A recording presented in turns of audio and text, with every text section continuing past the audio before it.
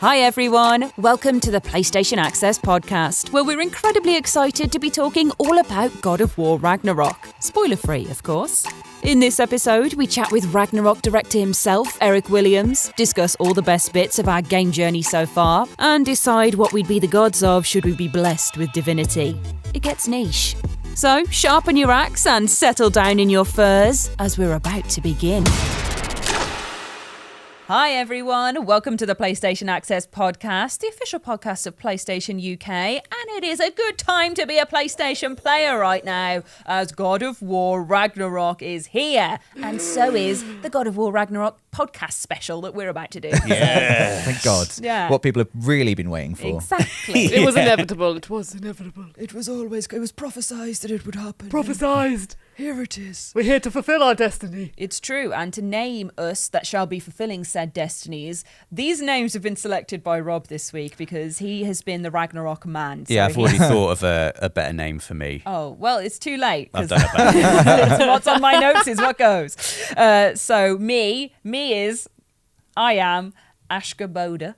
That's good. Yeah, Very that's good. Thank Yeah. you. Well played. I've got a Trozy. Yeah. Yeah. Oh, yay, I'm excited about that one. We've got Brob. Yeah. I don't think you can top that, Rob. I don't know what. I am most like Brock, I Yeah. think. Of You any look of, the most like Brock as well. Yeah. Yeah. Just if I was painted blue, Yeah. Done. and I was going to say if I was a bit more grumpy, but I think I might already I think have you've it. got it I've nailed. already Can you got do it your now. best Brock impression?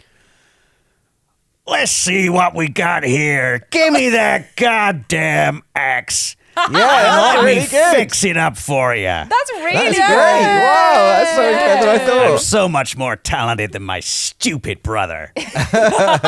That's really good. Oh my Thank God. you. I wasn't expecting that to just I wasn't burst expecting forth. that to come out of my mouth No. either. That's You right. got more into it as you did it more. It was like, oh, wait, they like this. Okay. What was the other one you were going to have? Fen Rob. Yeah, Brob's better. Brob's Rob. better, Yeah. yeah. And Dave, yours is my favourite. You are Jormungand Dave. Yeah, that's brilliant. Yeah. That's the best. Yeah. You need to do your best impression of Jormungand now. You sound like you've got gas. That's the trick. Huh? That's how you do it. Yeah, that's Well. but that's about as much as you can get out of me. Rosie's, You're right, Rosie. Rosie's gone. It was just your face that came with it as well. I was trying to really inhabit the big snake. Yeah, you were. I got big. I thought your manga Big was energy. Big Big snake energy. I energy. thought you were right next to me right now. Yes. I got a bit scared. Well, I am. Yeah. No, but it's very different. Right, so to move on from this, I'm going to introduce what's going to happening in this here Ragnarok special podcast. First up, we're going to have the main feature, where we're going to be doing spoiler-free thoughts on Ragnarok, and we have an interview with game director Eric Williams. We do. Thanks to That's Rob so as cool. well. We do. That's so That's cool. exciting. He Yeah. specifically requested to speak to us. Really? Yeah. Hey, we've then got the comments from the week, which is community highlights from the hashtag Pod Squad. Pod Squad. Oh God, I was last. Well done, See, everyone. you might have saw my arm went up there because I was listening specifically for the first podcast. I was like, "Amazing." Then we'll go to Before We Go, which is coverage outside of gaming and some godly debates. But first, what's new?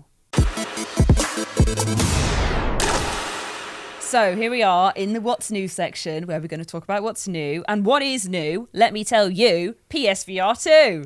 Wow, that was very good. How Yeah. long have you been planning that? Literally, that just That's flew a out good of me. rhyme. Wow. Good rhyme. Congrats. I'm a freestyle You champion. should consider a career change. Yeah, Because that well- is just too good a gift to let beat. go. Well, I'll tell you what else is a good gift, a PSVR 2, which is coming out on February 23rd, 2023 and looks absolutely bonkers. I'm really, really excited. Yeah, I know you. I was like, looking at you. Very excited. There's loads more detail of it on PlayStation.com. Yeah. But I think the most important thing is that we can have Dave playing Resident Evil Village. Yeah. That's why I've been nervous. Yes. No, Imagine no. the baby bit. You can't Imagine imagine being hunted by the baby. You can't imagine how conflicted I feel because I love VR. 4K and I as really well. enjoyed PSVR and I'm really excited for PSVR 2. But then it was just like, oh, look at all these horror games. Oh, look, there's a new one You can by play- like Supermassive. Oh, Yes. No. You can Yes. play Horizon, Call of the Mountain as well. Yeah, I'd like to do that. Thanks. I'm really excited for Tentacular. The one where you've got these giant monster squid arms. I haven't seen that one. Oh, that is completely my jam. Whenever I'm playing a game where I'm like, in VR, where I'm a monster or something like that, I'm fully like, I get really involved with it. So to see a game that's actually like, you're a giant monster, but you're helping people and you have these tentacles and you have to try and like help. I was like, this is completely my jam. It's I'm like just that going to be a one giant squid monster. like that game in VR. In Playroom VR, Yes. where it Got changed to be your the voice monster and you and I got to have got a to change it. high-pitched so monster good. voice. Literally, I spent way too long in that game alone, just being the monster. It was fantastic, specifically because you can do that in multiplayer, and the other person's the survivor, aren't they? And I was like, no, I'm the monster. Yes. I have to be the monster. You see, let Rosie do the. She's gonna love it. Rosie, We'll do both. Yeah. We'll do all of it. We'll have to do the scary games, the not scary games, all of the games. I'm going to put Dave and Rob in VR horror, I think. Rob, you really came through this year in the As the- Halloween streams. Yeah, which I'll do it. You know, were the new Frady I'm cat. up for it, but He's not showing fear, which you're is the smart. you're the Yeah, people's, yeah. you're the That's people's fine, he's champion, up for it. Dave. Have you He's even up for finished it. Village? No, Then no, you're I've prime. You are literally not played it at prime. all yet. You Haven't are played the it at all. prime. I've done the baby bit, as we all saw. So I've you seen should do the it. baby bit. You should I've do never- it. I've Not in played 3D. it. You haven't. You haven't seen let it Lady either. Domitrescu either. Have we? 3D. Well, yeah, it's 3D on a screen. It's not. It's 2D on a screen. No. Yeah. Yeah. It's like if you look at a painting, it's not. It's a 2D image But of a 3D world. my perception of time and space is crumbling. Quickly move on. Yeah. So there's going to be more videos on PSVR 2 on our channel, so look out for those coming very soon. Otherwise, Rosie, what can you tell us about a certain game called Sonic Frontiers? Oh, I was like, where's this leading up to then? I was like, no, Sonic Frontiers. I'm having a really good time with it. It's I put a video on the channel earlier this week, and essentially, just my overall experience is that it's like I play it when it's a super chilled environment to be in, but also you've got then there's moments in cyberspace where you have those challenging, really fast moments and stuff, and then you can go fishing with Big. So it's like I'm having a really good sort of like, With Big. yeah, Big. Do you not know who Big the Cat is? Big the cat? Yeah, there's a cat character in Sonic Ash. Oh, I didn't know this. Oh my God. I thought they were all hedgehogs. No. But like types of hedgehog. Like an echidna feels like a hedgehog variant. Or like a tooth-tailed fox is a hedgehog. Yeah, but it's like a garden An animal. evil doctor in Yeah, the shape well- of an egg is a No, hedgehog. it's because the foxes lay eggs. Yeah, for God's sake, Ash. Oh. Honestly. But no, I'm having a super good time with it. I have to tell you who Big the Cat is now. Big the Cat is basically a really big purple cat who just loves... I wouldn't have thought. It's not an ironic name. He goes fishing. Like Yeah. literally his jam. He's got a best friend called Froggy and he goes fishing. And you can go fishing with Big in Sonic Frontiers. I love so fishing in nice. video games. It's- It's my favourite Honestly, activity. I think the thing that surprised me most about Sonic Frontiers is the music and the music in the fishing segment. Like when you say you just love going fishing, I'm loving going fishing and then the music on top of it. Like fully, it's like get a blanket, sit on the sofa, and I'm like, yes, I'm going fishing just for a bit, catching some big fish. And also, I find it really funny whenever Sonic's carrying like this giant fish. I'm just like, that is funny. But it's not. It's mainly fishing's just like a side thing. But overall, it's a super cool game and with lots of different vibes and energies and things you can do. So yeah, you should definitely go check it out. I really like the way that your main Sonic video released, you had to cut a load of fishing talk out of it. And now for the bulk of your discussion of Sonic in the podcast is fishing again. No, okay, well I can talk more. I don't know how much time I have dedicated to talking about Sonic You've done Frontiers. it now, though. Rosie. I had It's to the fishing game. explain who Big the Cat was to Ash. I liked it. So really, it's not really a fishing segment. It's more of a Big the Cat segment, I I'd see. say. All right. Also, you say his best name's Froggy. His best friend's Froggy. Okay. See, I was playing Frogger the other day. I was having a little throwback to Frogger. And I put it on, right? And I had a really disparaging comment from my boyfriend being like, oh, you only play games like Froggy. And it's like stuck with me Oh, since. God. And Froggy? He called Frogger Froggy. And God. like looked down on me for playing it. It's He playing sounds these like- weird He doesn't games even like know what it's Froggy. called. I He sounds know. like a You can't be commenter. disparaging Yeah. about Like that Frogger. if you don't even know what it's called. Sounds God. like a commenter. This is like when someone said cring. Like, this is a bit cring. It's like, you can't even spell cringe. Exactly. Well, I just thought I'd call that to shame him. You should get him playing Dig Dug. You I should should, be. yeah. But then you'd call it something horrible Dougie. as well. It'd be like, oh, Diggy Diggy Duggy. game. Yeah, Diggy Duggy. Digging down Doug. Yeah, I'd be there, shamed, going, oh, He should please. be ashamed. He should be ashamed. You only play Froggy. Ridiculous. Anyway, that's enough of that. We're going to move on now to our God of War Ragnarok main feature, because God of War Ragnarok is here. It's out. We've been playing it. it. Hopefully you have been playing it. But if not, don't worry, as it's going to be a spoiler-free discussion. No story spoilers at all. First of all, though, we're going to have Mr. Williams in his interview, Eric Williams, the game director, talked to by Rob. And we're going to listen to that right now. I am delighted to be joined by the director of God of War Ragnarok, Eric Williams. Eric, welcome to PlayStation Access. It's an absolute pleasure to speak to you. Thanks for having me, Rob. I can't wait to talk to you. The first thing I want to say, Eric, before I dive into anything, and apologies if this is a bit cheesy, but I just want to say a massive congratulations to you and the entire team at Santa Monica Studio. I think what you've achieved and what you've made is truly incredible. Like, I've been playing it for 2 weeks now, and I can't think about anything else. It really is spectacular. And sort of related to that, the first thing I want to ask you is, could you give us a little bit of insight into what it was like in the studio the day that the review scores went live? Like, that must have been some atmosphere. Well, first of all, thank you so much. I mean, I'll relay that to the team for sure. Hopefully they'll watch this and hear you say all those nice things, because it's them who deserve everything. It's been a long, hard road on this game, and with unanticipated wrinkles with the world changing. Yeah. While still trying to achieve some kind of greatness within the realm of video games. So the second part of that, what was the atmosphere like? I am very shy when it comes to being around groups of large people, so I did not participate so much with the team. I know there was, I want to say, I think 200 people from the team RSVP'd to come. I don't know how many were actually here. It looked like a lot when I finally did walk out there in the kitchen, but they had a TV up and all the reviews, and people were on their phones, like, refreshing like crazy. But I was sitting in my office where I've been for the last 3 years, playing Castlevania Symphony of the Night, my favorite game, being completely oblivious to what was going on in the world. And Corey kept coming and knocking on the door, and then he'd come in and he was like, "Are you nervous?" And I was like, "I don't know what, I mean, we did what we did. Now it's up to the world. They're going to do their judgment of it. That's fine." And then finally he couldn't take it. He popped in one time and he was like, "Do you want to know?" And I was like, "No." And he goes, "Too bad, it's a 94. And I was like, "All right, cool." And I'm like, unpause the game, and I started playing the game some more. And he was like, "What is wrong with you?" And I was like, so finally they got me to go out and talk to the team for a little bit. And the poor team, like, I guess I'll make this my public apology. I'm sorry. I wasn't trying to ignore you guys. I just want to do well with the situations. But then I went out and talked to the team, said a few words. Corey said a few words. They were super excited. It was good to see all the smiles on their faces. Yeah, it was a wild morning for sure. Can you remember how you felt when you first learned that you were going to be the director for God of War Ragnarok? It's strange because it wasn't like this weird, like, anointing ceremony, like, "We've chosen you." Like, it was more like, "Hey, do you want to do this?" And I was like, "No."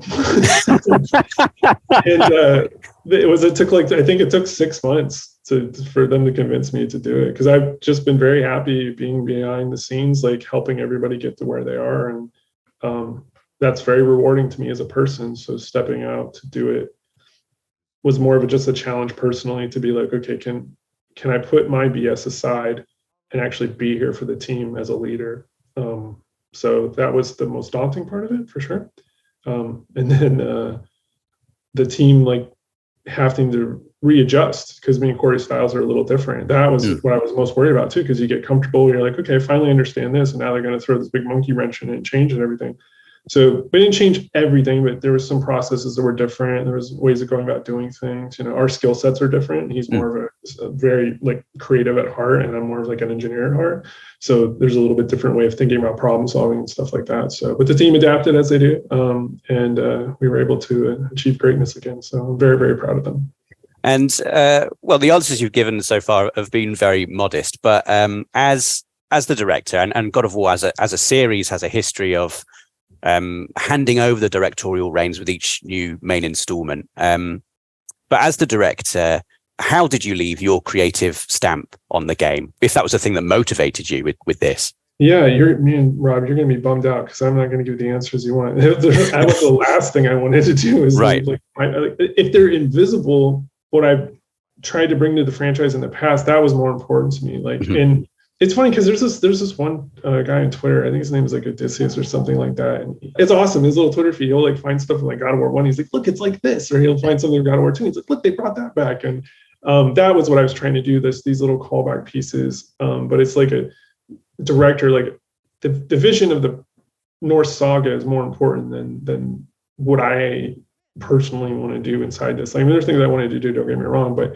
it was that continuation and make them feel like you literally should be able to go play it 2018 and load up Ragnarok and you just go. Like, there should be no feeling of difference. Like, it's just like if you were like reading like, great book or like Tolkien or something like that, and you just grab the next one and you just go right in. Like, that was what we really, really wanted it to feel like. So I guess if there was any stuff that I really wanted to get in more, it was I really wanted to get those mundane moments that bring it into like a reality that people understand, and then allow that as a way into the mythology and all the crazy stuff that you might not, I didn't want you to have to go to Wikipedia and be like, I need to read all this as a refresher before I can understand what's going on. It's like, no, take these kind of like lived in moments and let those be the vehicle to get you into the mythology. And then it doubled back down where you're like, oh, that big, thing they're trying to tell me mythology, all that links to this little moment. And then it just kind of like ping pongs between those two things. And you just feel like you're in this like suspension of disbelief. That's amazing. And it sounds like you're feeling that a lot if you've been playing for 2 weeks, but, and I'll say we did it. Yeah, absolutely. I mean, it's still like a creative goal, I guess, for you there to, when you're stepping into the role of director, your goal is to make sure that players don't feel like it feels different to the 2018 game. And yeah, we didn't want like a whiplash, what I mean? Like, you get that sometimes when you go to play the sequel and you're like, what happened? Or even like a TV show, like if they do much of a time jump or they jump into another place and you're like, what? Now I'm kind of lost. And we didn't want that at all.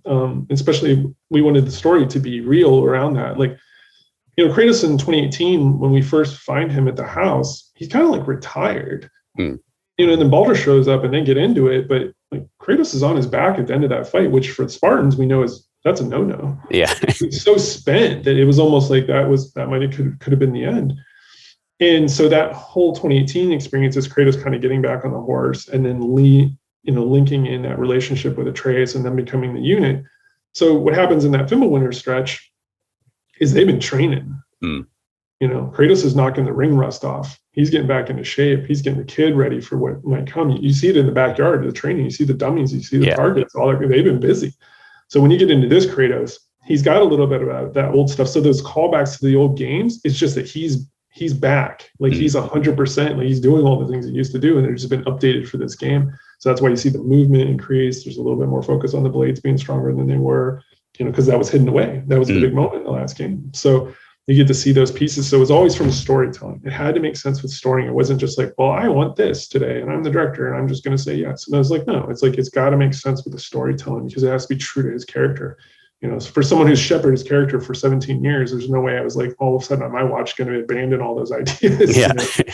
Like, no, I'm really going to cement it now that this is the only way we should be doing it. You've, you touched upon the story there, which I've got a couple of questions on a bit later, but, of course, the other core thing of God of War Ragnarok, and indeed of any God of War game, is the combat. And certainly with your history in combat design, I wanted to ask you, like, just how do you do it? Because I've been playing the game and the combat feels great, and people have been asking me about it, and they're like, why is the combat so good? And all I can say is, I don't know, it just feels amazing. It feels so satisfying to play.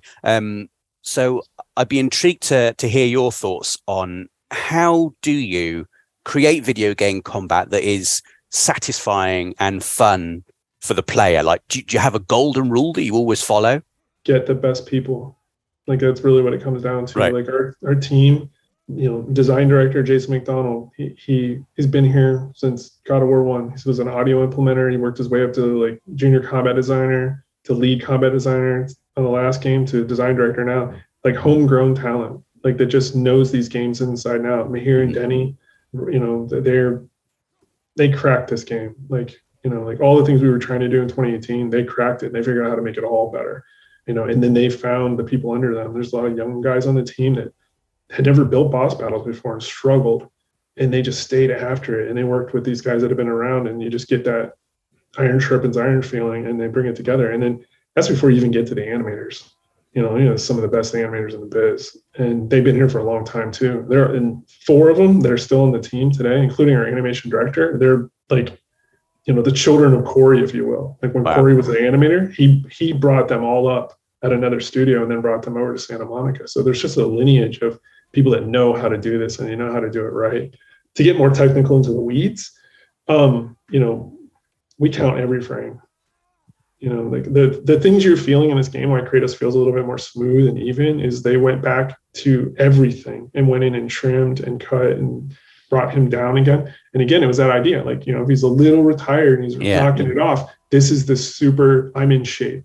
No, there's nothing, it's lean. He's got all the body fats off, it's all muscle, it's all speed, it's all ready to go. I mean, I'm not joking. I like going in like, this is, let's let him out 1 frame earlier. That feels better. Or smooth this out, or let the moves link together cleaner. Like all this, they went through all that, then added all that new stuff on top of it. It was also at that polished level. So when you get in there, it's just feels right. And the one trick is, our game is always built around the reactions of the enemies are just as important, if not more important, than the attack that's hitting them. Mm-hmm. Because, if you hit somebody and it doesn't feel right, then, but we work on that. So you crack them and you're like, that felt great. Everything about it, right? The reaction on frame 1 is like this. There's a hip pause there. The blood comes out, the shaking the controller. I mean, it's just, we could go on and on and on and on about all the little micro things that happen. So when you hit them with the axe, or you throw that axe and clunk them in the head and call it back and it hits your hand, you're just like, yep, I'm going to do that 1,000 times. I'm never going to get tired of it. Talking about stuff that, just feels great in the combat. I think one of my favorite parts of the game, the finishing moves that Kratos can perform. When you stun an enemy, the R3 prompt comes up. You get that sort of like hit of anticipation. You sort of rub your hands together. Oh, what's Kratos going to do to finish them off? How much fun is it coming up with those? And like, what's the process for coming up with them? I imagine you all sort of sitting together in a room brainstorming like, oh, would it be amazing if he does that, and that? Like, how do you come up with these finishes? It's funny because, that's pretty much the process. It starts off where there's a lot of people that have input on what they want to do, but there's a smaller group that kind of understands the taste bounds for our game. Because you do that stuff, it can get really comical and it can get really like gratuitous and gory. Yeah. And we figured out some kind of weird sweet spot. And nobody can articulate it, but there's like 4 people that get in a room and they know the ones that should go in the game. And so we edit it down, but everybody has crazy ideas in the beginning. But that particular thing you're calling out this time around has been the unicorn for 15 years of the weapon specific with variety. And that was something we put a stake in the ground day 1 on this project. We're going to do it this time because it's a giant, once you get into the matrix of how many animations are required and how much work is to build it, all the way down to all the audio and all the variations that need to happen, just even the different colors of blood and all that kind of stuff that has to happen. It's a lot of work. And that's why we've always kind of we start it and then we're like, we're never going to get to this. But this game, Bruno, the animation director, he put it down. He's like, no, we're doing it this time. And sure enough, and it feels great, right? Because to your point, you're like, as soon as it pops up, it's just like Christmas morning. You're like, what's going to happen? Can't wait. You pop it. And you're never not going to push that button. Yeah, absolutely. Right? I mean, I'm always disappointed when I accidentally finish them off with just like a regular swipe of just, man, I've missed it. Moving away from combat now and back onto story, and in particular, Kratos. One thing that's really struck me playing God of War Ragnarok is the performance of Christopher Judge, which I think is amazing. And obviously there's so much that goes into bringing Kratos to life, more than just the acting performance. But in terms of Christopher Judge's performance, what do you think he brings to the character that's so important, sort of when you're sort of conveying that emotional journey that Kratos has been on? If I had to boil it down to one thing, and Chris, I'm going to throw it back to him. He said this about me in a tweet one time. He said, I'm a beast, but Chris is the real beast. When you get him on set, there's a gravity to him. And, the wild thing about Chris is it's not just when he's when it's action time, Chris just walking around, he's magnetic. He's just the sweetest, just energetic, enthusiastic guy. And you just want to be his friend. You want to go talk to him. And then when we say action, he rolls those shoulders and he gives you the 1 grunt, the 2 grunt, the 3 grunt, and he's ready. And you say action, he just everything in there gets quiet, and it's just centered around him when he's doing that.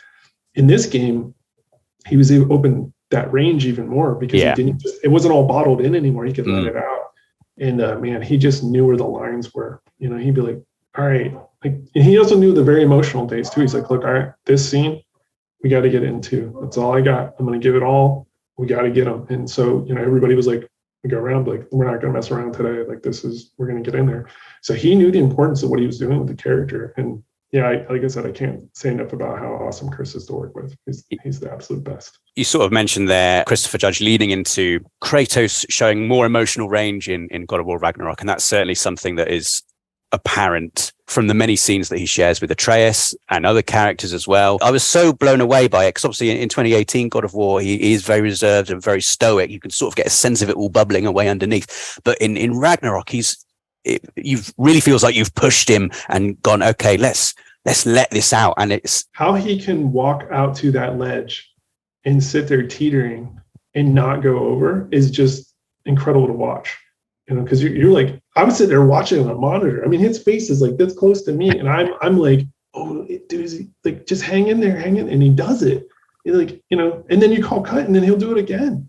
It's just incredible. Like they for someone who's not like, I don't come from the arts and things like that, to watch that like firsthand, you get to see that front row seat. It's, you know, and then when you hear what you're saying about it, right, that it landed for you. Like a video game can do that now. Absolutely incredible. Looking back on the journey of Kratos from the beginning of the 2018 game to now, what do you think is the most significant change in that character? I think he just doesn't hold things in anymore. He's learning how to let go. He's struggled with holding on so long, right? The guilt of killing his family. You know, like the guilt of, you know, ruining an entire pantheon because of that. It was like guilt on guilt. And then he got this do-over. The thing that he's struggling with this game is he can't fulfill everything that his son wants. There's a giant side of Atreus that Kratos never even knew from his wife. I mean, his wife lied to him. He's got to hold that too. You know, and you see that right in the beginning when he's holding the ashes back, right in the opening of the game, right? He's struggling with that immediately. And these are problems that we love for Kratos because he can't beat him up. You know what I mean? He can't use his fists to solve this problem. He's got to work through it. And that's something I think is a lesson for all of us, right? Like, it's like you have to let that stuff out sometimes and work through it. Otherwise, it'll just eat you up inside. I'm kind of meandering a bit on your main question because it's hard to pinpoint it, but I think to bring it back to it is that idea that it's like, you got to learn to let go of some stuff. Just before we go then, Eric, quite a broad question, but if you had to pick just one thing, what would be the one thing you are most proud of looking back at God of War Ragnarok? Oh, wow. I mean, the easy answer is the team. It's hard to believe in something that's unknown. And that's all it is. Like we put this little inspiration book together of like 80 pages of ideas at the end of like October 2018. We're like, we're going to make this. And everybody's like, what? You know, like, and then you start doing more and a little bit more and it grows. And then it's like, it's terrible for a long time, like really bad. Like I mean, to spoil the industry, you know, I mean, the ideas here is like the game is really bad for like 2 to 3 years. Like, what are we doing? You know what I mean? Because it takes so long to get everything into a place where it's like you can see it and it's good. And this watch people like struggle through that and just keep coming to work every day and just banging it out, and then finally getting to a place where, oh, look at that clicked. Okay, that's one in the done pile, you know, and it's just you're like mining for gold, and then like it keeps happening, and all of a sudden you have like a gold mine over here. And then we get some playtests towards the end where people are like, this is incredible. Like, I'm having a blast. And you're like, okay, cool. Like, you know, and so like the team being able to persevere through all that and then doing it in a work from home environment that they had never done before on top of it. I mean, it's like, it's absolutely incredible. So I know probably somebody wants something really emotional about the game, but sorry, I'm emotional about the team. They did it. Well, I'm glad that I get to sort of sit on this side of the fence and just get to play this gleaming, polished product at the end of it. Eric, thank you so much for your time. It's been an absolute pleasure speaking to you. There are so many sort of individual moments from the game that I wish I could talk to you about. But one thing that's most important, I think, about this game is that people get to experience all of the thrills and dips and twists for themselves. So 100%, that's it. I mean, we want everybody just to have that feeling that you had, you know? Yeah. let's do this again in the future. I mean, because we watch your videos, we're like, this is incredible how enthusiastic this human being is about what we made. You know, like, thank you. Like, you give us like life. We're like, look at him. He's like literally can't stop himself. It's incredible. So that's why we do it, because that's how we all remember when you get that game that just knocks your socks off or like has an impression on you, and you're just like, that's what we're trying to do here. We want to make something that's memorable. Well, I think you've absolutely achieved that, Eric. God of War Ragnarok, I think, is absolutely wonderful. Again, thank you so much for speaking to us. It's been an absolute pleasure.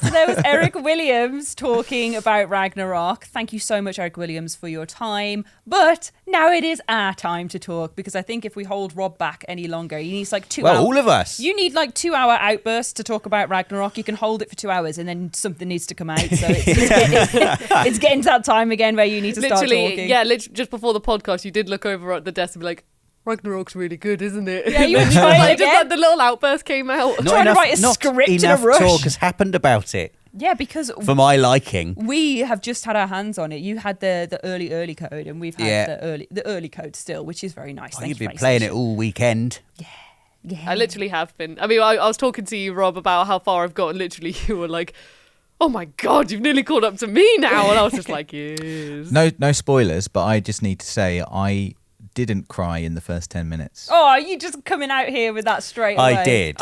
I didn't. It got me in one of my biggest weaknesses. And me. I thought it was a really nice moment. It's not a nice moment at all. It's a nice story moment. It's a brilliant nice character moment. Yeah.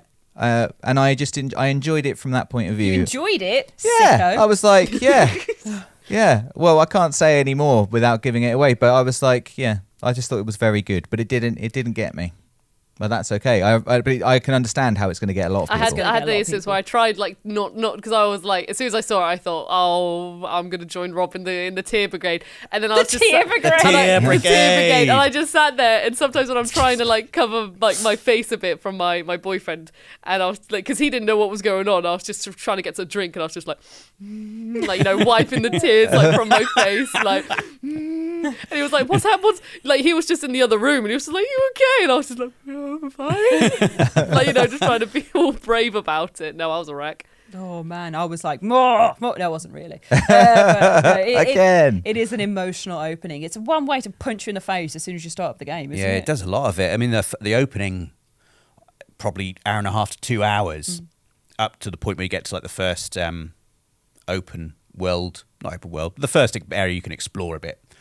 It's sort of relentlessly exciting, isn't it? It's yes. Revelation after revelation. Yes. I think my favourite part so far is that I'm recognising so much from the trailers. I have 6 hours, 35 minutes, 34 seconds on the clock. That's supposed to be funny, sorry. I have about 6.5 hours on the clock, and I've seen so much from the trailers already, which is so exciting because I know that means that the good stuff is hidden. It's one of the best things I think about it is that so much that has been shown in the trailers is from quite early on in the game. And a lot of the stuff that's in there as well is also from optional stuff that's in the game. And that is brilliant because, like that's you say, it means that all of the big revelations, all of the big shocks and twists are still secret. We still don't know what they're going to be. So what have all your guys' reactions been to your initial 2 hours, your first go on the game? What kind of feeling have you had from the game so far? I just found that it's really just got into my head. I was, I'm one of those people who likes to try and suppress the hype. And I'm like, I knew I was going to play it. I knew I was going to play it, and that's it. It's the same with films. I don't like to watch film trailers because as for a film I know I'm going to watch, I like watching trailers at the cinema where you don't know. But a film I know I'm going to watch, I'm like, I don't want to see a trailer. I don't want anything spoiled. I don't want to get too excited about it. And so I've tried to suppress. And then when it came time to sit down with the game, obviously Rob has made it very difficult because he's just been lit on fire by Ragnarok these past couple of weeks, which has been really lovely to see. The stony face of Rob when I turned and it's excited. He's been lit on fire. That's my lit on fire face. But that was probably the thing that made me most excited. And then when it came time to sit down, you always worry just when something's been hyped up, because it means something different to you, and you just see how, you know, you haven't had the experience others have had yet. You just go, oh God, it's going to be so good. And it's like, it's just lived up to that. But more than that, it's just the way that it's stuck in my head. Like I played it much more this weekend than I thought I would or intended to, really. And just when I put it down, just in the back of my mind was like, I wonder what's going to happen here. I wonder what the next thing is. I wonder where I'm going next. Like I was in a certain place. I just got to a new area, and I mean, every new area is so like deliciously exciting, and I mean, the design of the game is absolutely incredible. I love exploring in Ragnarok. It's just unbelievable. But like the story is the real thing for me. That is just pulling me through. Like I'm really enjoying the gameplay, but I knew I would. It's, you know, it's based on a fantastic game with amazing gameplay that I loved in 2018. The story I didn't expect to just properly kind of consume me, and that is the thing more than anything that is just taking me through the journey. All of it, whether it's the main path or the side quests, I'm just enjoying every bit of it. The side quests are so good. Yeah. They're so fleshed out. I saw a tweet the other day from someone who's like, I think God of War Ragnarok has dethroned The Witcher 3 as being like the game with the most involved story-driven side quests, and I can definitely see why someone would think that, because none of the side quests are simple cases of just go here, collect the thing, come back. Like they're all as rich and as exciting, and some of the fights in some of the side quests are as challenging and as imaginative as anything you get in the main game as well. Like all of it, the whole thing is just so polished. I also think like the amount of character development in those, I guess I'm thinking of one in particular. I think like the first realm that you get to visit outside of Midgard, there's some just amazing Mimir character stuff, which I just absolutely loved. And it's not perhaps how you would expect. I don't know. It's really honest, sort of deep character stuff that he's faced with and you're faced with, and it just made me. I just loved that. I loved that so much. And again, it's kind of something that's in a. I think we can talk about Svartalfheim being the first realm we visit, because that's been in the trailers. Yes. And we talked about it in our previous video as well. Just doing the big eye. That's true. Yeah, Ash's face was So funny. I was this like, is you've got there, haven't you, Ash? Svartalfheim's the first round. Svartalfheim is like, you know, we've seen it in the footage before, and like just exploring it in the boat on that beautiful turquoise water. And Mimir is Amazing. like, he's just got a lot of history with Svartalfheim, and it's not the best. It's not his best side of his character. He's full of regret about lots and lots of things that he's done there. And I found that fascinating. I love just walking around with him anyway. He's like just one of the best companions in games ever. But particularly in Svartalfheim, he's just, everything he had to say I was fascinated by, and it just told me so much about the history of the place and his role in it. It's so good. I feel like God of War is another one of those series that has like that shades of grey approach where people aren't good, they aren't bad, they just do good or bad things. And then having Mimir kind of fold into that with his stories, where he's not just this jolly little head telling stories and like he's got a bit more to him, was really, really interesting, definitely. And that like Kratos and Atreus are having that approach still, where it's these shades of grey coming out in them constantly. They're not the goodies, they're not the baddies, they are people doing actions with consequences. And that's like, I just always think that's a really powerful That's the thing way. about the story, isn't it? It's so driven by characters choosing to do things or not choosing to do things. Like all of the events that happen really are just because people have chosen to do one thing or the other. And it's never really apparent, like you say, who is ultimately evil and who is ultimately heroic. There isn't really any of that. And it's really refreshing. Yeah, for and sure. it's a really exciting and I think imaginative take on. I love how they've taken, you know, Norse mythology and weaved it into their own fiction that they've made. Like they've changed it, haven't they? Like they've taken the basis of things, like Baldur from the first game being like this, supposed to be this joyous, beloved man who everyone's like, oh, Baldur, and then he's just an absolute terror in the first game. Like they take and put their own spin on everything, which you love so much because you never know what's going to happen. Like you have these characters and these informed archetypes that they should fulfill in Norse mythology, and then they'll either subvert it or follow it out in a different way or introduce use these names that mean things, but not in the context of the game. It's just really fascinating. Like, it's already happening and it's great. Rosie, what do you think about the first opening 2 hours? Were you blown away? Yeah, like the main thing for me with the first 2 hours that just immediately, I just feel there was so much to talk about already, was just how Kratos and Atreus' relationship has, like, how you already see the actions from the first game and how immediately in the first 2 hours it's still like carrying on from that. And like, especially with Atreus, with how his character sort of is dealing with things and stuff like that, and how he's grown and how Kratos is still trying to teach him a lot of things.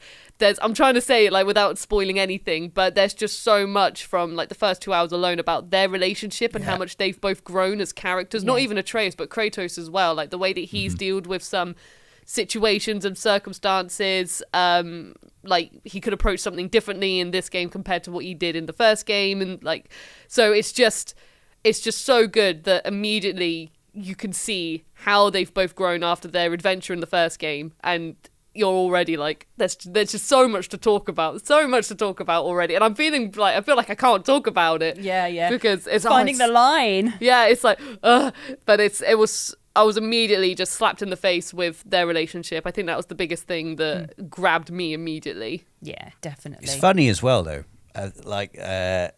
We've spoken about quite a lot of, I think, serious topics about how deep and involved the story is.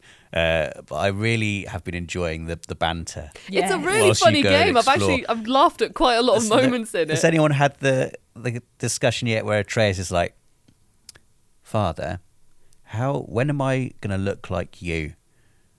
No, I haven't had that one. What do you mean? It's like, with the muscles and everything. And it's like, Boulder was really strong, but he didn't have any muscles. And Kratos went, my strength does not come from my body. My strength got blah, blah, blah. And he gives like this really sort of deep answer about, I don't have to worry about muscles, Atreus. There are other things that are more important. And Mimir just pipes in with, basically, laddie, you just need to pick things up and put them down again. It's made me laugh so many times. It's great. It is really funny. And you need that, I think, because it is like, there's some heavy themes it covers. There are, yeah. Heavy conversations and topics, so you need the banter and the funny moments to even the music gets like a bit more lighthearted. You need that just to be, so you're not just there like, oh my god. I think I think Atreus is much more funny this time round as well. I think he's really grown as a character, and like I find him to be just like really likable in a way that, before he was, obviously this is the whole kind of theme of it, but like before he was a boy and now he's older. He's becoming a man. But he's become more well-rounded, and he understands things. He understands his father much better.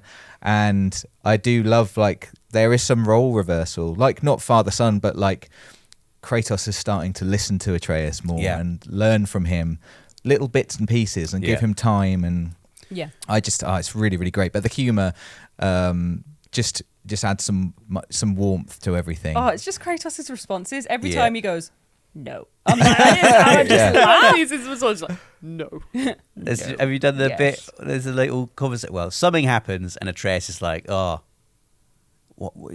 So it's my fault, is it? And Kratos, I am not blaming you. Yes. And, well, tell your face that. Yeah. No, tell your voice that. Tell your voice that. Yeah. Oh, no, it is great. It's just really good, isn't it? I'm like, every time we talk about it, I go into a little bit in my mind. I'm like, I'd like to play some more. And then I'm like, oh, God, we're on a podcast. Yeah. So what, combat-wise, we need to talk about that because I feel like we've danced around the story as much as we can. So combat, what are your guys' feelings about combat and what are your favourite new additions to it? Because it has been leveled up for Ragnarok. I think the how it's been expanded, not just in terms of the moves you've got available to you, but also the physical expansion of the areas in which you fight. Like, not just boss battles, but just regular battles as you're going around Svartalfheim. You've probably fought those little lizard things that, like, hop up onto the walls. Wretches, sorry. Right, no. Little lizard things. And spit poison at you. That's called a Grim. In God of War 2018, you'd be sort of like cordoned off into an area. It's okay, here's a fight. you can move forward from this area once you've beaten these bad guys. In Ragnarok, it feels like you've got so many more options in terms of where to go. You can like duck away, you can grapple up, you can climb up onto a higher ledge, you can pick up a piece of the environment and chuck it at them, you can grab a tree and smack them in the face with it. And I just love that every single fight, no matter how small it is or no matter how small the enemies are, every single fight feels incredibly exciting and expansive and epic in that way. Like I just look forward to every single encounter so much. I'm like constantly looking around, oh, I can go there, I can grab that, I can go up there. And you string together sequences of gameplay when you nail it that just look so good. Like grappling, the Hyperion pull is my favorite move on the Blades of Chaos. Just like chaining an enemy, either pulling them towards you or propelling yourself towards them, kneeing them in the face, lighting them on fire, doing the big cleave axe move where he sort of like spins them around and chucks them, then leaping down on an enemy that's down there and slamming down. Like it just feels, it feels so good all the time. Even when you're fighting like the most basic of enemy, it's great. You know, like when like children are like, and then I did this, and then I did that. that's like you talk about it. And then, it's good though. It's so good. I think it's just so obvious how much this game has impressed upon like you and all of us. Like it's like it's really good. It's really good. This is like a small. This is maybe about me than necessarily the game, but like I've just found it much easier and more fun to work with both the Blades of Chaos and the Leviathan Axe together at the same, or not at the same time, but you know, like chaining them together and like swapping out. And I suppose, you know, in God of War 2018, you don't get the Blades of Chaos until sort of midway or maybe even later through the game, and it's a big, amazing moment, and I love that. But for that reason, I think that by that time you're super comfortable with the Leviathan Axe, and it would still be my go-to weapon, because I'm like, I get this the most, and like the Blades of Chaos I would only use like when it was like icy foes. But having both access to both from the start of God of War Ragnarok. And then the skill trees for both from the start means that I've been paying much more attention to like using them together and like having fun. Like it's just all right there from the beginning to get your teeth into. So I've had much more fun with both as a result, and like chaining them together and figuring all that out. I think that's been just really, really great. And it does look amazing. It's so confident. I mean, it was great before, but I suppose because it is an iteration of an already brilliant system, it's just like it's so confident and it's so expansive. Like confidence is the word, isn't it? Like the first game was a bit of a creative risk. Yeah, it worked. They know it's good, and like okay. Let's really flex our muscle. We're going to really show what we can do with this sequel, and they really have they've done such a good job, I think, of keeping everything that was great about the first game and then just dialing everything up. Yeah. It's like the Horizon Zero Dawn to Horizon Forbidden West like pipeline, as in you've got God of War 2018 and then God of War Ragnarok is more of 2018 in every sense of the word. Like it just flowers out, like it's like the little bud to the beautiful flower. Like it's like the bud is gorgeous, but this is what it could be, and it's just so much fun. This is a complete aside and really only applies to me, I suppose, although Rob, you might have like some sense of this, but my girlfriend is currently playing God of War 2018 at the same time as she just got the Blades of Chaos like yesterday, and like so I would sort of, you know, be in the room when she's playing that game, and now playing God of War Ragnarok and going back and just seeing scenes that she's seeing and bits that she's just them walking around talking about stuff is like, oh my god, like it means so much more. Like they're so well linked, you know, you know that they were thought of as a whole rather than let's make a game and then let's make a sequel. It's just they're all completely sort of like just so stuck together, and it's a real joy, actually. I feel really privileged that she's playing through 2018 now, so I just like keep popping back and seeing bits of dialogue and places from the first game. You should have told us to play along with Rob's playthrough. I should have, but she really dislikes Rob, so it felt like half a joke. No, I should have, but she's not a very confident gamer, so she's going at her own pace, but she's really, really enjoying it. But yeah, it's like, honestly, I don't know, this it just feels like a very special relationship between those two games. Like they're just so entwined and entangled. There is actually so much to get out of going back and playing the original, or just watching some cutscenes, watching some dialogue. I felt like it adds so much color to everything I'm doing in God of War Ragnarok right now. I really enjoyed it, and it's just testament to the brilliance of the studio that they work that well together, I think. Yeah, for sure. For sure. On from combat, I have one more question. So I'm linking us back round to the hacking and the slashing. What has been your favourite finisher so far? Talk to me about gore, babies. Rosie, tell me yours.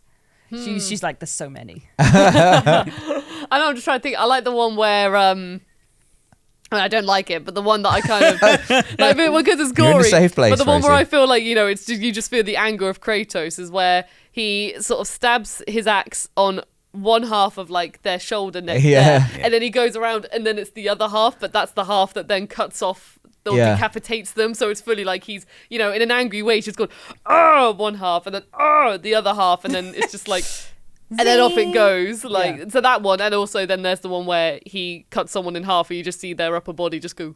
Yeah. Like, but it just goes like. Well, you can't have two. You can't have two. Okay, so I'd probably say. Oh goodness. You've made Rosie make a choice. Yeah, don't make me make a choice. I'm terrible at choices. Yeah, okay, I'll go for the one when he goes like slash and then like, you know, the double slash, but he decapitates them on the second. I feel that's like a very Kratos angry attack. Bit of headless chop. I like when he chops a Grim in half on the floor, horizontally. Using the animal names, please. You're welcome. Names. Yeah, it feels like unnecessary. It just feels angry. Yeah. You know, I think they're already dead at that point, and he's like, and I'm going to chop you in half. Yeah. And it's such a clean cut. It's just it's just smooth, isn't it? Yeah. You see the inside. Like, goodness. Horrible. Yeah, that's mine. I think I'll have that one. That's up there for me. I've not been paying attention to what everything's called, Ash, but the wretches. They're wretches. The little ones. Yeah, the little tiny ones are wretches. Yeah. Oh, that's not what I was talking about earlier. No, you were talking about a Grim. Yeah, I was talking about a Grim. Yeah. That climb up on the wall. You know, they straddle the walls. The wretches.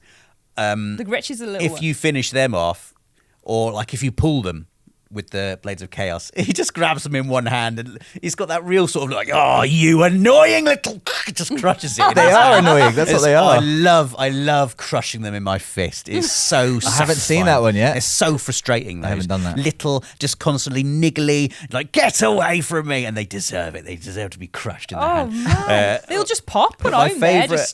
My favourite finisher that I've seen, I've only seen it a couple of times, and it's with the Blades of Chaos. And he wraps the Blades of Chaos around the neck of the enemy like a wire almost, and then just pulls it. Oh, and yeah. their head just pops off. I have seen that once, I think. It's great. Oh, it's so good. I haven't seen that one. I love it. I love being surprised by the finishers as well. Yeah. They are a little treat. It's my favourite bit of the game. When you see that little R3 prompt flashing, you're like, oh, yeah. What's he going to do? I like running for it. Like, if you've stunned them for, like, let's say you've thrown your Leviathan axe and then you've stunned. I'm fully like, right, everyone else out the way. Everything else has to stop, doesn't it? It's like, you know, Red Arrow, you get slapped in the back and you're like, no, I'm going for that finisher. Whether it kills me or not, I don't care if I die getting there. Yeah, I will finish this enemy with R3. Yeah. What about you, Ash? Mine would, I think it's probably the Ian half on the floor one as well. I haven't seen that many yet. I feel like I'm still like baby Kratos with my ripping and tearing.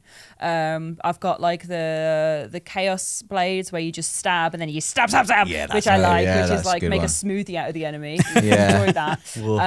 I like the chop on the floor when you see the inside but no guts. I like the unique ones you get for the bosses, but I don't want to talk about it too much. I mean, they are always a riot. They're always weird. I also still love Tatzelworm mouth being ripped open just when he pulls the jaw off. Like I love jaw deaths. I think anything that you do with the jaw, it's so gnarly. Someone ripping a jaw off because you know that you don't know if that's killed him, you know. And well, obviously with Kratos, he's just pulled all the bits out. So yeah, but I just think it's so gnarly when you get a bit of jaw ripped off. It's just it's very visceral. Yeah. I can really imagine a jaw death for some reason. It's like you know what it's like when your jaw's been opened too wide, Yeah. and you're like, that's enough. It's like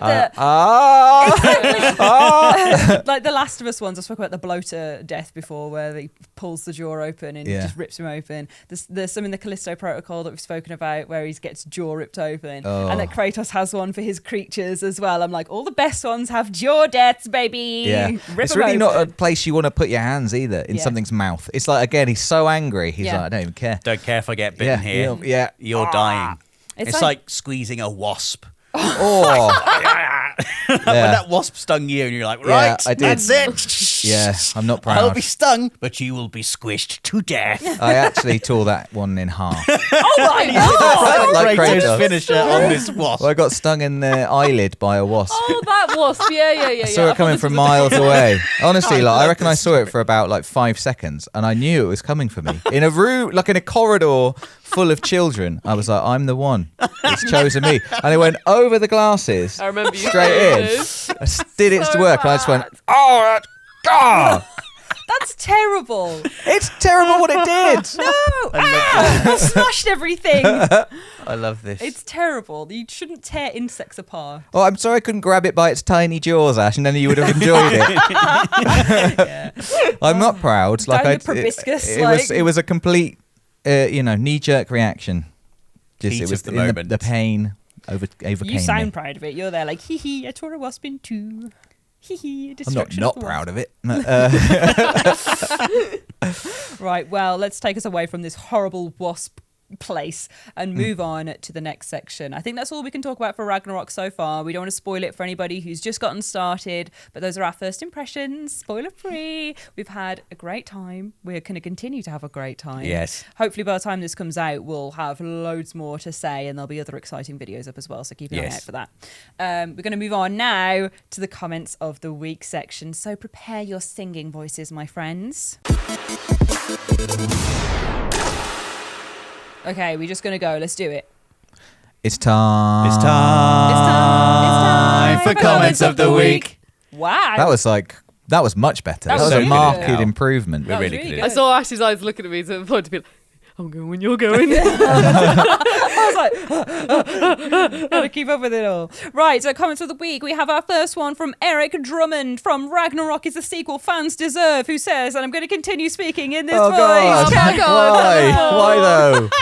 Can we just appreciate how Kratos has started to care for Mimir according to the journal entry? Yes, we can appreciate that. That's another thing I want to talk about, the codex entries written by Kratos. Have you all seen them? Yes. Yeah. So fascinating. Yeah. And it gives you extra little bits of insight into the story as well that you just don't get from the actual cutscenes. And then you read the codex entry for characters you may have just seen in the cutscene. You're like, oh, that's what Kratos was thinking. Yeah. It's just really cool. But his Mimir, I don't know if anyone's read the Mimir description. I have, yeah. I haven't read the movie. I haven't read Mimir He yet. describes him as like compact and does not consume many resources as like pros. Yeah. But also like quite touchingly refers to him as like a brother. Yes. He? He's like It's like there's not many people who would call me brother or something. or who I would call brother. It's like almost as warm as Kratos can get. Yeah. It's like Yeah. not lovely, but you read it and you think, oh my God, Kratos said this. There's one entry where he says like a throwaway line or writes a throwaway line like, had I not had such good counsel, and you know that's Right. about Mimir as Yeah. well. Yeah. And it's just like, oh, the boys love each other. They do love each other. It's the just bros. turning into, I think there's like a real wisdom to Kratos in God of War Ragnarok. Like you really feel like this person is the culmination of so many years of experience of various traumatic things. You really get that sense of age in him now in a really good way. Like he's gained a lot emotionally. Yeah. Speaking of counsel, like there's moments in the game, I think it's okay to say, where Kratos sort of wanders off to have a word with Mimir for a bit of counsel, Yeah. like a proper sort of like which I really, really liked. And I really like just seeing their lives at the start of the game. Yeah. The life as a three that they've had. Yeah, they're like a family of three. And Mimir waits at home It's reading. That's the first time you see Mimir. He's there with a spoon in his mouth and using that to turn the pages of the book. And lovely. It's lovely. And there's also a moment where they have to hide him. They hide him in their house. I just really like their whole thing. I love their relationship, that they sort of care for each other. This guy whose head they ripped off, and he's become a great friend.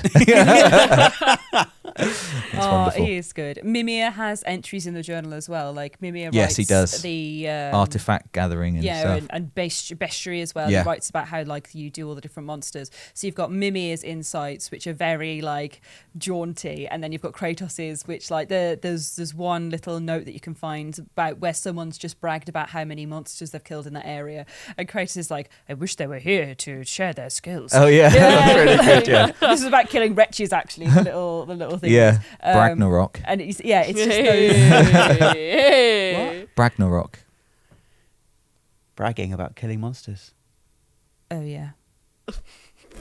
That was great. Yeah, it was good. But I took too long to understand it. Just let it simmer for a bit longer. Yeah, just move on. Letting it settle. Let it settle. And then we carry on. Yes, it's great to see all the little journal entries where you get insight into these two characters and their mindset and the things that they think. It's just good.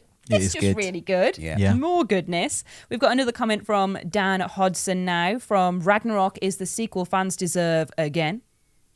And he says, that was a tribute reference. And he says, play. He says, I cannot wait for Wednesday. Literally bought a new TV and sound system to play this game. Excellent choice. I remember I did a lot of people do that for God of War 2018 as well. It's the thing to do. Obviously, when we're recording this, Wednesday's in the future, but when you're hearing this, Wednesday's in the past. Yes. So I hope your TV and sound system is everything you hoped. Yeah. And I don't think you could have picked a better game on which to christen it. To christen, yes.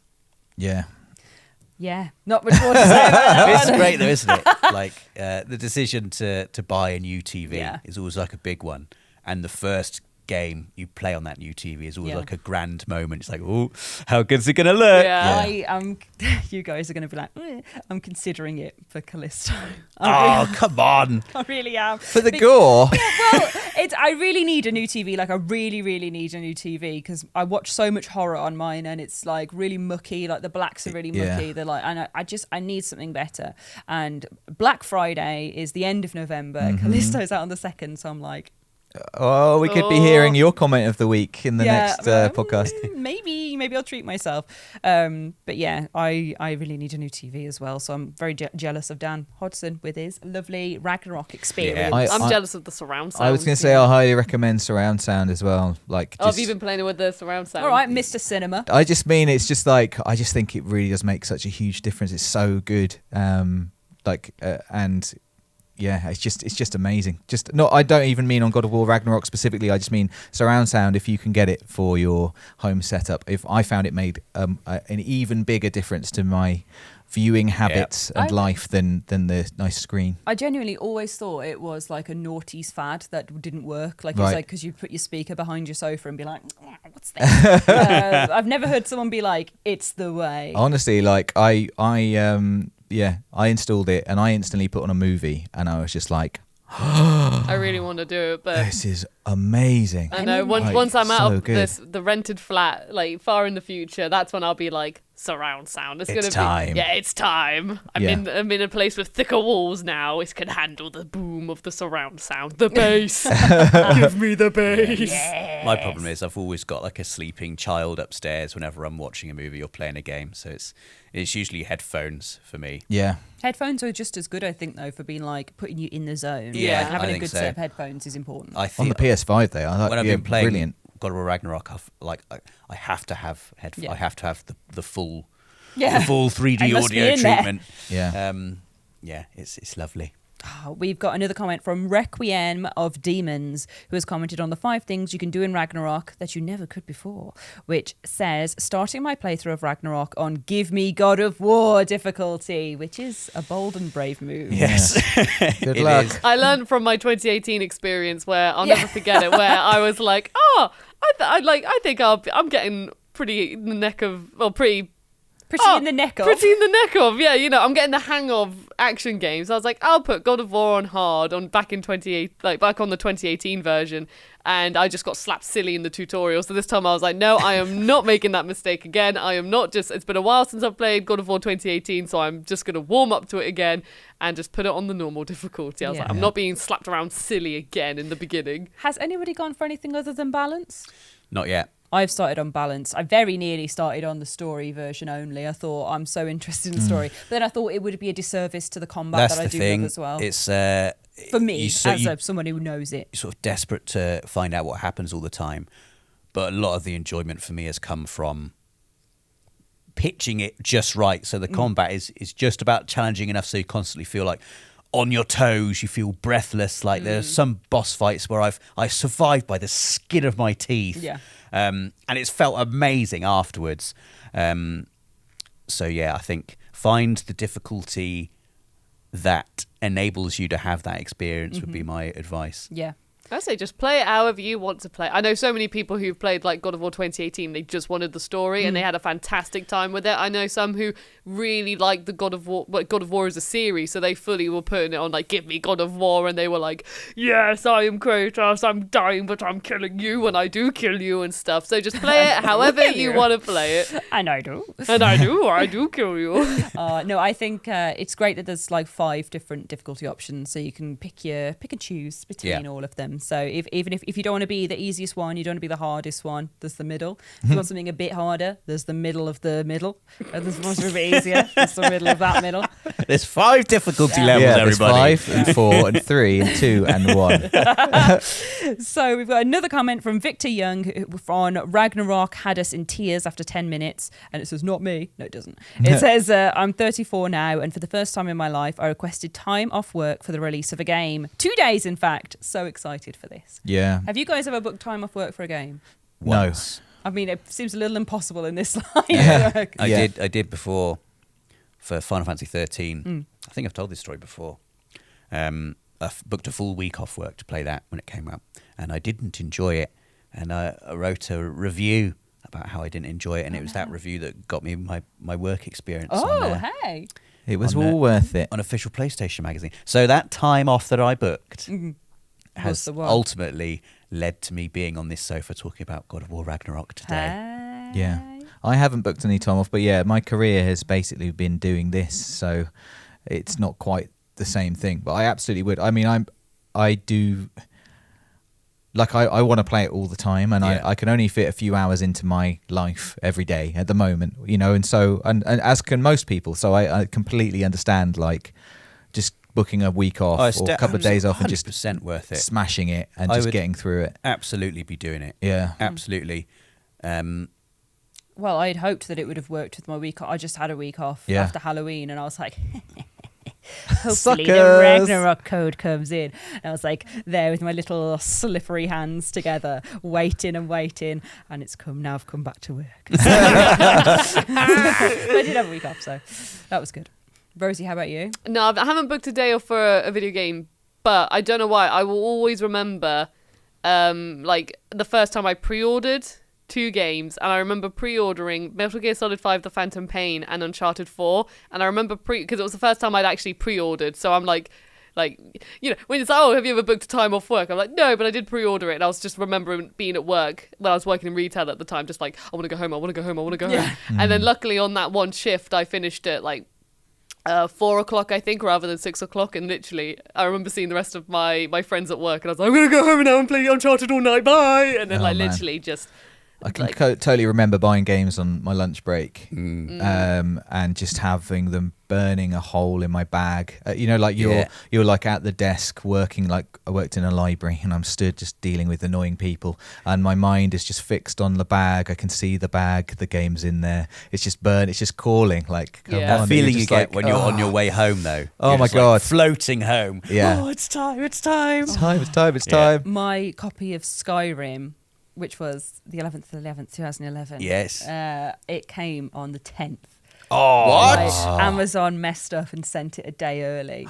And the dream. I got sent a picture of it. I was at school and I got sent a picture of it from my parents. They were like, look what's arrived. And when I was like, for the whole day, literally. And then as we got out of school, my friend Bethan, bless her, we used to give her a lift home because she lived on the way back.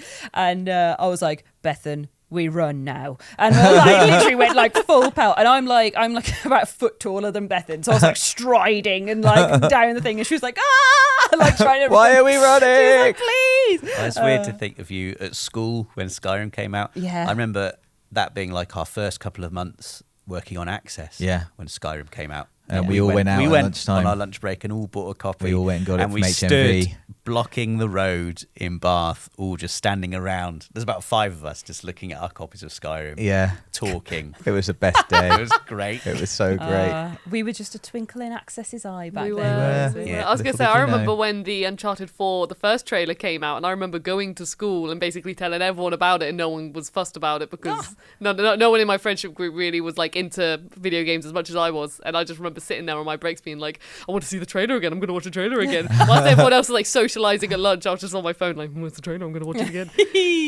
Oh, games are great. I like games. I'm glad that we talk about them here. Yeah, it's nice. Yeah. That's good. But that's as much as we're going to talk about games today, as we're rounding off the comments of the week from the hashtag Pod Squad. Pod Squad section. Well done, everybody. If you would like to send us a message or a comment, then please leave one on our YouTube channel or on social media with the hashtag Pod Squad. Pod Squad. There we go.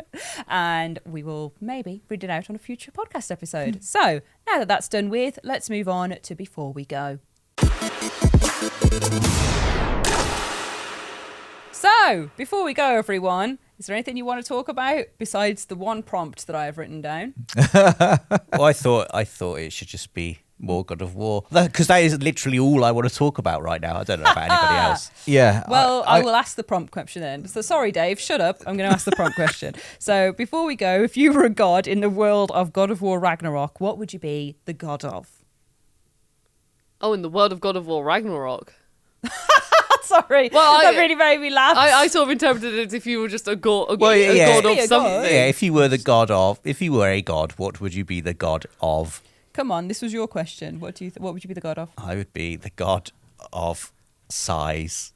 God of sighs. The god Bridge in of Sighs in sighing. Venice. Of god of sighing. Yes, just.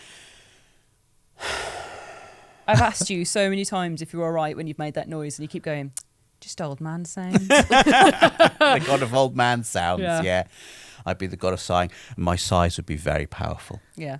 Would they control the They weather? are quite the powerful wind? anyway, They to would be honest. I control think. like the wind. Yeah. If you visited my realm, the realm of the god of sighs, there'd be loads of places filled with creatures who I would have imbued with my sighing spirit, who'd just be going around doing tutting and The eye realm of rolls. Eeyore. The Tutting. realm of eye tuts. rolls and tuts and Oh, sighs.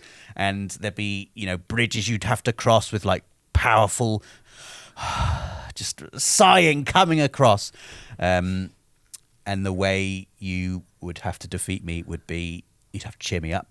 Oh, God. Oh, wow. Oh, God. That's the only way. Oh, There'd be like no. a little separate to my health bar, like a cheer bar. Yeah, just waving And Mimi's when I'm head at you. so happy that I can no longer sigh, then I am defeated. Yeah, then you do a contented sigh, you go, You've just described the past 10 years. I don't think I've cheered you up yet over those 10 years. No. I've given up now. no. When there's sighs, I'm just like, oh, I'll go somewhere else. I'm not going to try and cheer them up anymore. It's not worth it. What about you, Dave? What god would you be? I have no idea. I don't. It's strange to be a god of something, isn't it? What does it mean? I don't know. But I really like food and drink. So okay. I'd be the god of food and drink. Okay, that is a god, but I can't remember the name. There is a god of merriment. There's a god of wine, isn't there? Yeah, The like Dionysius, is it? Well, I'm thinking of the Greek god. Yeah.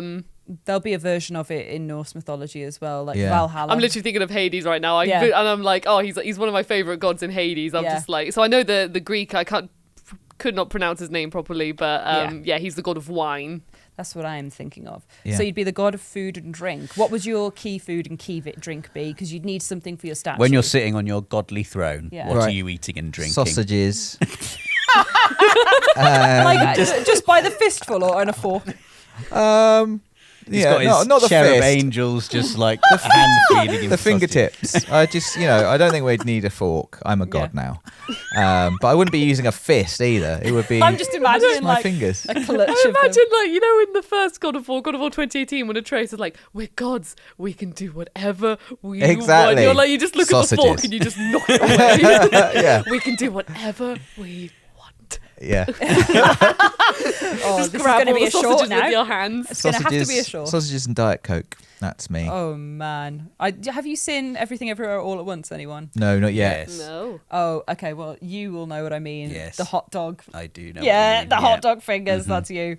Okay, watch it. It's really good. It's really good. I wept openly. I didn't enjoy it. Rob didn't Did enjoy you it. not? No. It was This overhyped is for discussion Rob. for another time. Oh my god, wrong and incorrect. I really enjoyed it. I don't know one person. Actually, sorry, I know one person who didn't enjoy it, Is that? which is Rob. Yeah. I know several people who loved it. Yeah. Yeah, it is really good. But yeah, you could find you can be the god in there. They'd enjoy that in that multiverse. Yeah. Rosie, Ash, what? Rosie? If I was a god, I'd want to be a god of something that's helpful. And I was thinking, the reason why I was like Ragnarok at first, because mine's quite like something that wasn't really a big thing in Norse mythology. So I would be the god of online safety. Oh, I like That's that. incredibly wholesome, Rosie. So my realm would be, you don't get spam emails popping up, like, you want to go on a dating site or anything, you won't get those. No you don't spoilers in the comments. Oh my god. No, yeah, it's the safe realm. You don't get viruses. People can't hack you. Like, your passwords are all safe in the realm of online safety. Nobody forges for banks. Yeah, none of that nonsense. This is just a place where you can just feel safe online, and I do it because I'm like, I get really scared of viruses and the thought of someone hacking my files and stuff. So as Dave knows, the amount of time I've come up to you and gone like, the viruses, Dave, the viruses. Yeah. So I think in a modern society, we all need just to feel happy and safe online. So I would be the god of online safety. I don't know what my god name would be yet. God. Rosie. Rosie. Yeah. Virusus Breakus. Virusus Breakus. That will be my virus online safety name for I break the viruses. Spam be gone. Spam be gone. Yes, Spam be gone. That's good. I gave you all your guys' drag names the other week, actually, and none of you commented on them. You were on holiday. We were working very hard. I Ash. know, and I was on holiday watching drag and thought, I will give everyone a drag name nicely. In the middle of a discussion about something very important, if I recall. It was at 5 all of a o'clock. sudden, just drag names appear for everyone. My drag name already exists. It's Meryl Gear. Yeah. You can't change it. I Well, didn't. she didn't. She called you Meryl. Oh, Gear. did you? Yeah. Oh, okay. So I didn't even Well, I'll read shut the up. message. I put so much work into that. That was my time off. So That's what I much said. work. You just call me the name that already exists. Yeah, everyone else. I put lots of work into everyone else's. What would you be the god of, Ash? The god of drag? No. Names? No. The god of Halloween. I think it would have to be some sort of spooky thing, the god of nightmares, or something like that. But I'm quite wholesome, really. I don't really know. I don't God of think jaw breaking. Yeah, god of jaw. Oh, god of death. gore is Yeah, good. God of gore. God of God of gore. felines. God of gore. Yeah, I do love cats. I'd be like Bast in Egypt. I'd be like, all right, everyone, I'm a cat. Here's some cats. The god of Scrunge. Oh, God of Scrunge is, yeah, that would be it. For anyone who doesn't know what Scrunge is, it's a community. Here we go. It's a community God. on Reddit that take pictures of cats when they're like mid-yawn or doing something silly, something goofy, little animals being goofy, and their mouths always look like. So there's always pictures of cats that are just mid like, and they're just really, really, really funny. Like it just tickles my funny bone unbelievably. And There's one on the whiteboard drawn. Yeah. If you look Yeah. at previous access videos, when we're in the previous office, there's a whiteboard with a scrunch cat drawn beautifully Emily. by Emily. Drawn by Emily. Yeah. Emily. No. Dave never does the Emily chant. No, I just don't get it. Ridiculous. Oh, get it. very nice. I don't know who Emily is. Wow. We're sorry. We're really sorry, Emily. I was trying to be like a sort of like the Access. Nobody liked that. Everyone- Everybody loves Emily. Everyone knows who Emily is, Dave. I don't. Already in the Access lore. People have requested merch Yeah. with Emily written on it. Have they? Yeah. Yes. Oh, wow. I did not know that. Some lovely person commented that their name was Emily as well. Emily commented. I did see that Yeah. comment and I was sad that it had not been acknowledged publicly on the channel. It was so good. What hadn't been? So Maybe that's we- for you as well, Emily. We should do a chant for like every name. Yes. Not like, every, every name. single Only one. Emily. Everyone deserves to have a moment where they're like, oh God. I'm trying to think of any names. You can't chant any of Stefan. our names apart from yours, Rosie, or even then, it's just like Rosemary. Dave. Just doesn't work. Dave. Rob. You do realise we have more than just the nicknames. Like you are David, and Rob is Robert, and I am Ashley, and Rose is Rosemary. It's still not as good though, is it? Well, I was just thinking of the Rosemary. like template. Rosemary. Ashley. I feel like we've lost our way. Yeah. Anyway, yeah, let's end now. So, end of pod. End of pod. This is the end of the podcast. Thank you so much for watching. I hope you're enjoying God of War Ragnarok. I'm looking at every camera, trying to find a grip on reality with some my people eyes. are just listening as Oh, well. Thank well, you for listening. Thank you for listening as well. And you can't see my crazed eyes looking for grasp. So that's good for you. I hope you've enjoyed this podcast. I hope you enjoy your weekend. And I hope you have an absolutely brilliant time with God of War Ragnarok and tell us all about it on our reams of videos you can find on the channel. So please come visit us on YouTube or stick around if you are on YouTube. And we'll see you again very soon. Thank you. Bye. Bye.